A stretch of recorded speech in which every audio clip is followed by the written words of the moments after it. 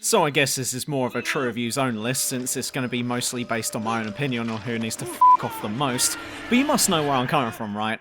That moment when you've gotten to know a character, whether they be good or bad, yet you find yourself slamming your fist down on the desk shouting "F*** off, f*** off." Well, this list is basically that. It's not about villains who are evil and are good at being evil, it's about extremely unlikable characters. As always, only one per franchise and one per game, and that's really about it, so fucking start the video already.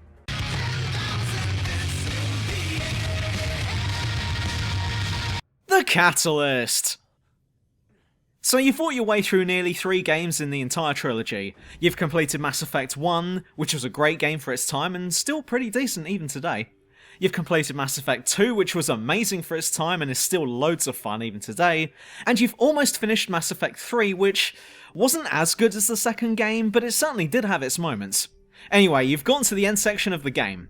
The grand finale.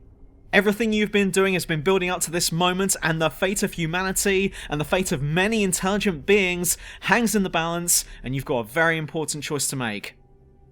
Do you like the colour blue, green, or red? Wait, what?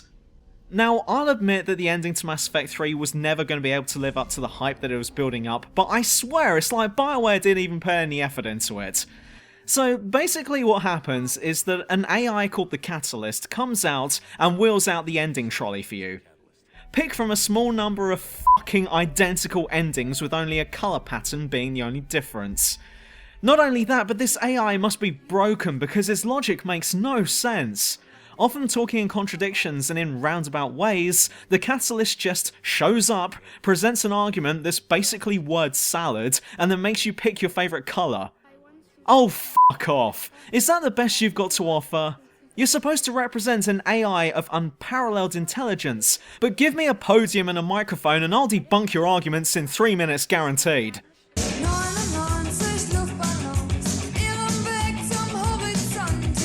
Kairi! I didn't play Kingdom Hearts when I was a kid, so I went into this game much later when I was an adult. I'd heard a lot of good things about the first game and was interested in trying it out for myself. After all, I like Disney, and I now like Final Fantasy, so putting 2 things together that I like should be a good sign of things to come.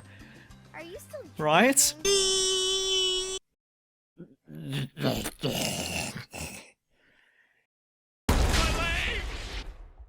In short, I fucking hated this game with a passion, and the only good thing I could take away from this after finishing it was that I finished it. The characters are unlikable, many worlds you visit, and scenes that you see have no relation to the plot. Many Final Fantasy characters are in it for the sake of being in it, the gameplay wasn't even very good, and the story is a shameless clusterfuck of tropes, plot lines, and plot holes. But I mentioned characters earlier, and I think that we can all agree that while Riku was pretty bad, Kairi is by far the most hated character.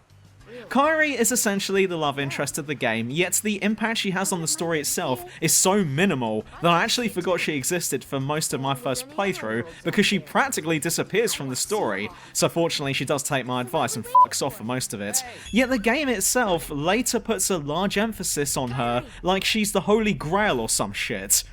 Kairi's personality is so incredibly bland that you could replace her with a cardboard cutout of her, and I'm willing to bet that no one would notice the difference. Offering nothing to the story by the virtue of the fact that she's basically not in it, and makes you want to turn to her and yell "shut up" whenever she is, Kairi is unfortunately an incredibly unlikable character that the game loves ramming down your throats whenever it remembers her.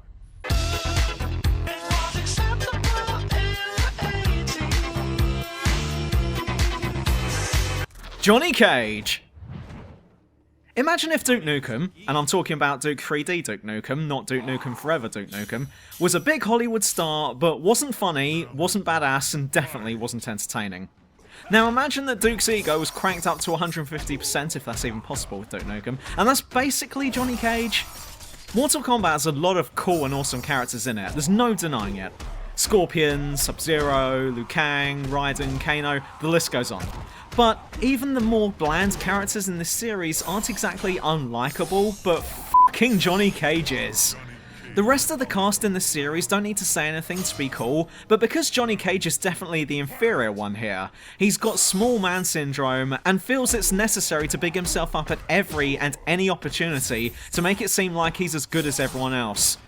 Well, the devs must have realised that they weren't fooling anyone either and ended up killing him off at one point, only to bring him back later on, much to my dismay. Johnny Cage is that annoying and irritating guy at the party who you hope your friends don't invite, or even let him know that you're having a party anyway, yet he always manages to find a way to show up and brings down the entire vibe. I'm gonna fight 'em all. A seven-nation army couldn't hold me back. Ashley Graham! Calm down. Probably being the most common entry on everyone's list, but that doesn't mean that Ashley Graham gets a free pass here. If you ask anyone to give an example of bad escort missions, then I'm willing to bet that Ashley's name is going to make an appearance at some point during that conversation. She's the stereotypical damsel in distress, but with no redeeming characteristics to break the image that we have of her being someone other than a generic character who 100% depends on you, even when it comes to walking. That's right, she can't even walk across a small section of the map on her own without you fucking guiding the way. It's been said before, but I'm saying it again. The only place Ashley Graham belongs in this game is in one of the many bins you find throughout each level. And just fucking leave her there while you're at it. No one will blame you. Take me down, 6 underground. Emma's 35. Now, this is why I like these top 10 videos, as they let me talk about games that I wouldn't otherwise rant about, but fucking hell, Emily! Talk about a grudge or what? So the indie visual novel of sorts called Emily is Away 2 simulates the messengers of old, such as MSN, that we'd used during the early 2000s since mobile phones hadn't reached the heights that they are today. You play the part of, someone, and you're messaging your two friends, Emma's 35 and Punk Forever. Two very different girls with different interests, and as the game goes on, you can forge a deeper friendship with either or both of them, and even enter into a relationship with one of them. The game is set over several seasons, and at certain points, you'll be asked questions about your interests. Needless to say, giving interests that match up with one of the two girls' own interests will make it more likely that she'll fall in love with you. However, this is where the problem begins to arise, and though this entry could easily apply to either girl, I'm gonna go with Emma's 35 due to my own experiences. Let's say that you told Emma's that you liked acoustic music, or something, and then later told Punk Forever that you're into rock. Many months later, you fall in love with Emma's and you're planning on moving in together.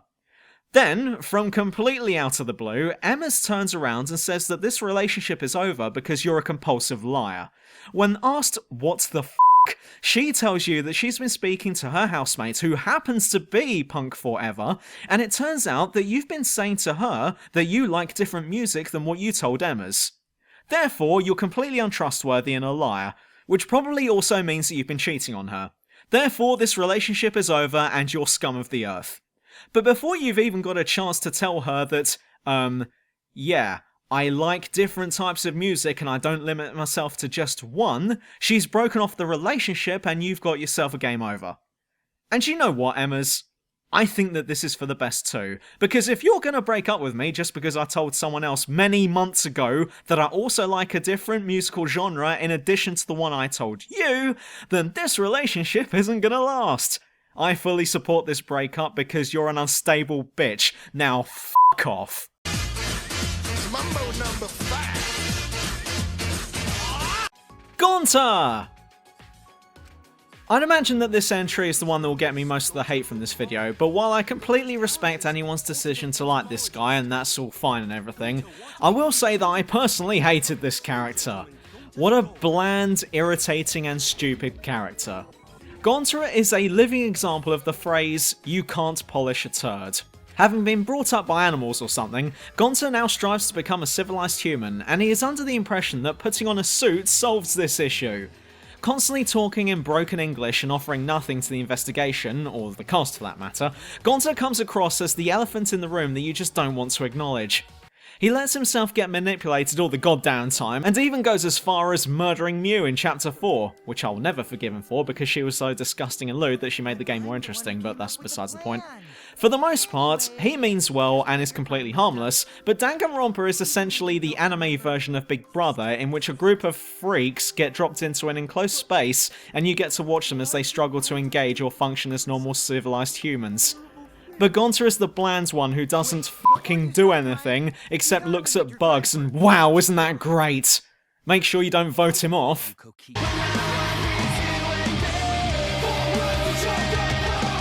Raiden! Not letting us play a snake in the main section of the game was bad enough, but his stand-in was a naive wet towelette.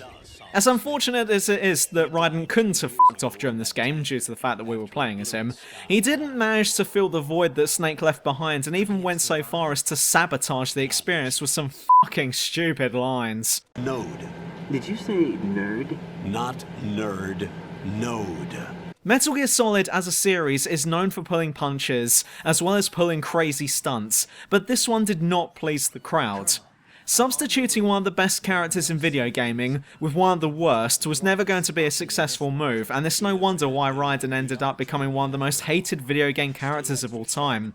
Sure, Metal Gear Rising did do something to improve his image a bit, but that stigma is still there even to this day.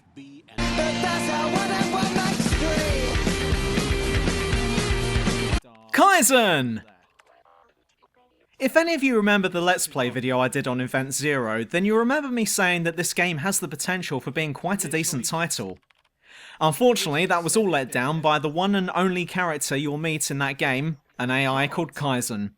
What's interesting about this game is that the only way you can progress through the game is by interacting with this AI, by talking to it through several computers found around the ship. However, while this sounds pretty decent as a concept, I personally found that I was spending most of my time in this game arguing with a fucking computer. Though Kaizen will respond to anything you say, even if you literally tell him to fuck off, he will only let you proceed if you're cooperative with him. In theory, that is. There will still be times where he just won't let you continue the game out of sheer stubbornness or possibly a logical loop. In one case, I needed him to open a door for me, but he refused to open it until he told me something important. When I told him to go ahead and tell me this important thing, he would just reply with, "You're not listening." So I gave him a chance to speak and he still wouldn't tell me what it was he wanted to say. And so here was the problem. The door wouldn't open until he told me something, but Kaizen refused to tell me what that was. This game can be a very infuriating experience when the ship's AI refuses to let you proceed because of reasons, or lack thereof, and I'd argue that it brings the experience down in the end.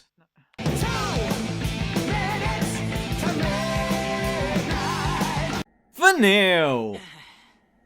Oh man, Final Fantasy as a franchise has so many great and awesome characters in it. However, it also has a lot of fucking cringeworthy dumbasses in it too. Hell, many of these characters can be found in Final Fantasy X alone, and despite the urge to put either Tidus or Tidus or Penis or whatever you call him, or Seymour Guardo in at number 2, I had to go to Final Fantasy XIII for this entry, and again, I had to fight the urge to put Orphan in at number 1, because I'm afraid that Vanille takes the cake here. Orphan is the final kick to the bollocks, but only appears at the end of the game. Vanille, however, was there from the start, and we had to put up with her shit from start to finish. I really don't mind when female characters want to be girly, and sometimes that even adds to their personality, but Vanille doesn't act like she's a girly girl. No, she acts like she comes from outer space. Final Fantasy is known for having quirky characters in the roster, but Vanille is the type of character who enters herself in at Royal Ascot on top of a motorbike, and everyone around her pretends that this is normal. Because of her ridiculous behaviour, it's impossible to connect with her, meaning that the player just acknowledges her as the party's idiot. A bit of wackiness is fine, but you've got to keep in mind the context of the game's setting itself, and since this is a very serious game, I can't help myself from telling her to fuck off whenever something serious happens, yet she's away in La La Land playing with the fairies and taking no notice of what's happening in front of her. Either take notice of the atmosphere, or fuck off, Vanille, and since you're incapable of reading the atmosphere, then we're left with one option, aren't we? Another one bites the dust. Another one bites the dust. Cleopatra! This game has become a guilty pleasure for me because despite being pretty bad in places, I still find myself having a lot of fun with this one, so despite what I'm about to say, I will say that this is definitely an entertaining game. Anyway, with that aside, let's get back to it. So the AI is shit in this. Hell, I'd even go so far as to say that it's either broken or it's rigged against the player.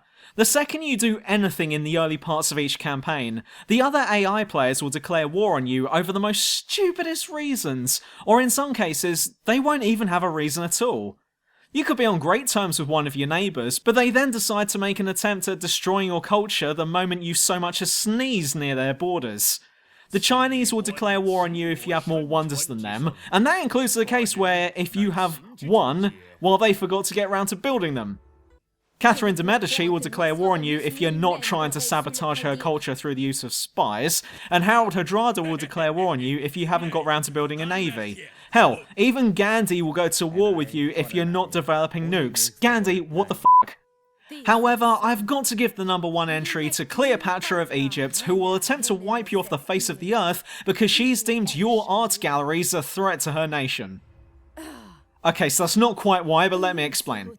Each faction will either like or dislike you for doing or not doing certain things. For Cleopatra, she loves factions who have big armies, even to the point where her justification for going to war with someone is because their army isn't big enough.